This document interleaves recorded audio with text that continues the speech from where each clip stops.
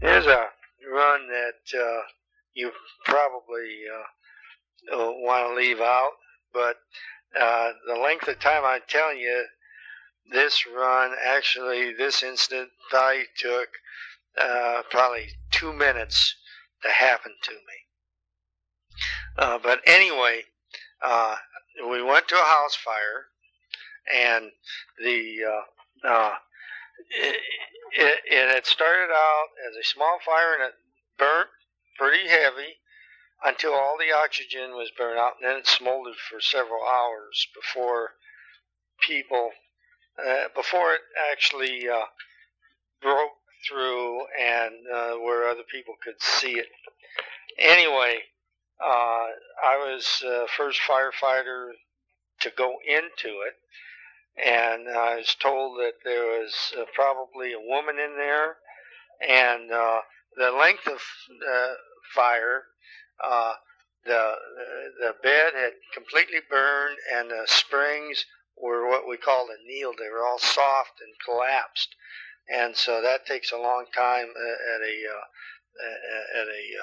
high temperature to do that to bed springs. But anyway, at the time of it, I didn't know what was going on in there.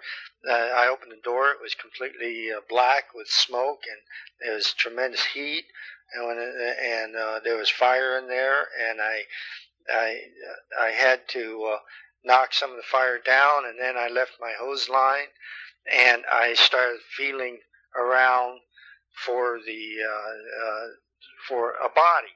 Well, I stuck my hand into something that was really gooey, and it turned out that was a dog, a cooked dog.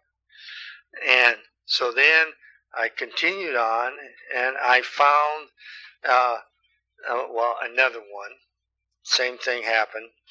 And then I, going around the rest of the room, I stuck we weren't allowed to wear gloves during these days because we were supposed to be able to feel the body, and so we couldn't wear gloves. So we had to go in barehanded, and we couldn't wear any muffs on our ears because they were our heat sensor. When our ears started burning, then it was time to get out of the fire, supposedly, because we didn't have masks on. But anyway, I went around. I had this goo on my hands from these dogs, and then I stuck my hand into a burning foam rubber pillow, and so then I had burnt fingers that I was blowing on, trying to cool down that I just got done with the dog. So anyway, I continued on, and I saw this glimmer of light, and so I knew it was a window. So I stood up, and I started opening the window, and it sure felt good, to get fresh air and stuff.